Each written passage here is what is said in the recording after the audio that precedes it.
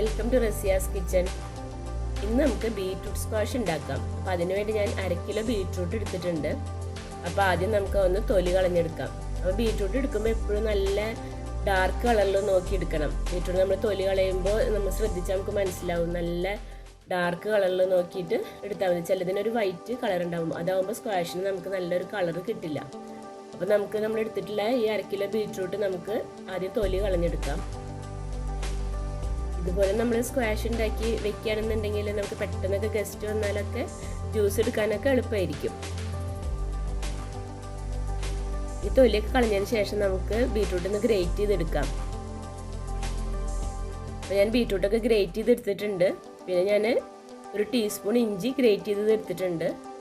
അതുപോലെ 1 കിലോ പഞ്ചസാരയും 1.25 ലിറ്റർ വെള്ളം എടുത്തിട്ടുണ്ട്. ഇനി നമുക്ക് സ്ക്വാഷ് ഉണ്ടാക്കാം.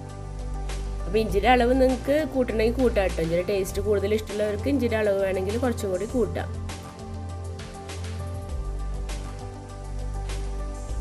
ഇനി നമുക്കൊരു പാത്രം എടുത്ത് അതിലേക്ക് നമ്മൾ എടുത്ത് വെച്ചിട്ടുള്ള വെള്ളം ഒഴിച്ചു കൊടുക്കാം.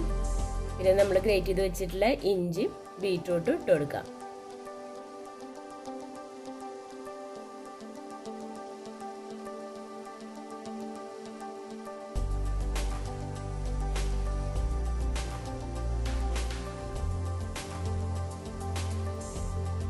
ഞാൻ ഇഞ്ചിയും ബീറ്റ്റൂട്ടും ഒക്കെ വെള്ളത്തിലേക്ക് ഇട്ട് കൊടുത്തിട്ടുണ്ട്. ഇനി നമുക്ക് ഫ്ലെയിം ഓൺ ചെയ്യാം. ഇനി നമുക്കിത് തിളച്ചതിന് ശേഷം ലോ ഫ്ലെയിമിൽ വെച്ച് ഒരു 20 മിനിറ്റ് വേവിക്കാം.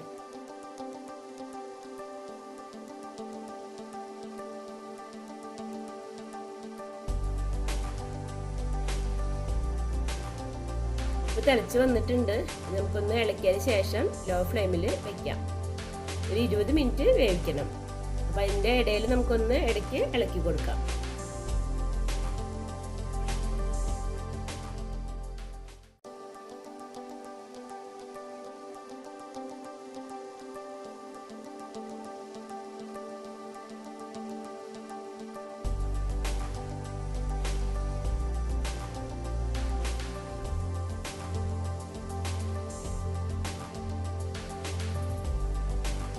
ഇപ്പോൾ 20 മിനിറ്റ് ആയിട്ടുണ്ട്. അപ്പോൾ ബീറ്റ്റൂട്ടൊക്കെ നന്നായി വെന്തിട്ടുണ്ട്. കണ്ടില്ലേ? അപ്പോൾ ബീറ്റ്റൂട്ടിൻ്റെ കളറൊക്കെ നന്നായി വെള്ളത്തിലേക്ക് വന്നിട്ടുണ്ട്.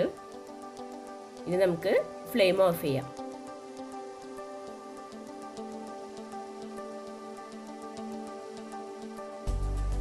ഇനി നമുക്കൊരു പാത്രം എടുത്ത് അതിലേക്ക് നമ്മൾ എടുത്ത് വെച്ചിട്ടുള്ള 1 കിലോ പഞ്ചസാര ഇട്ട് കൊടുക്കാം. ഇനി അതിൻ്റെ മേലെ അരിപ്പ് വെച്ച് നമ്മൾ വേവിച്ചെടുത്ത ബീറ്റ്റൂട്ട് അതിലേക്ക് ഒഴിച്ചു കൊടുക്കാം.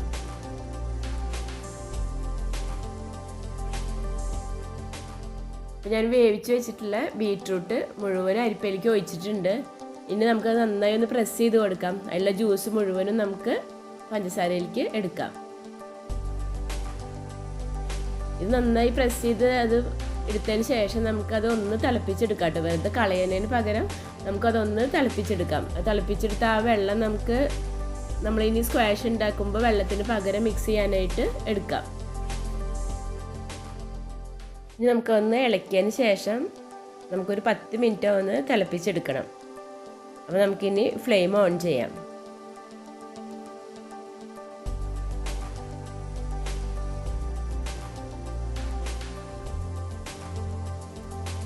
ഇപ്പോൾ തിളച്ച് വന്നിട്ടുണ്ട്. ഇനി നമുക്കതൊരു മീഡിയം ഫ്ലെയിമിൽ വെച്ച് ഒരു 10 മിനിറ്റ് തിളപ്പിച്ചെടുക്കാം. ഇടയ്ക്കൊന്ന് ഇളക്കി കൊടുക്കണം കേട്ടോ.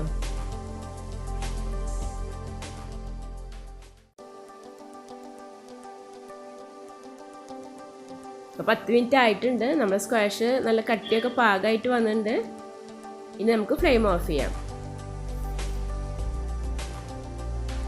അപ്പോൾ ബീറ്റ്റൂട്ട് സ്ക്വാഷ് നമുക്ക് ഉപയോഗിക്കാൻ റെഡി ആയിട്ടുണ്ട്. ഇപ്പോൾ ചൂടൊക്കെ ആറിയിട്ടുണ്ട്. കട്ടിയൊക്കെ നല്ല പാകമായിട്ടുണ്ട്. ഇനി ഇത് നമുക്ക് ഗ്ലാസിൻ്റെ ബോട്ടിലാക്കി നമുക്ക് ഫ്രിഡ്ജിൽ സൂക്ഷിക്കാം.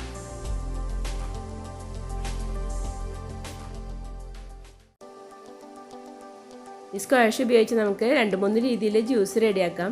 അപ്പോൾ അതിൻ്റെ വീഡിയോ ഞാൻ അടുത്ത് തന്നെ അപ്ലോഡ് ചെയ്യുന്നതായിരിക്കും. അപ്പോൾ നിങ്ങൾക്ക് എൻ്റെ വീഡിയോ ഇഷ്ടമായിട്ടുണ്ടാവുമെന്ന് വിചാരിക്കുന്നു.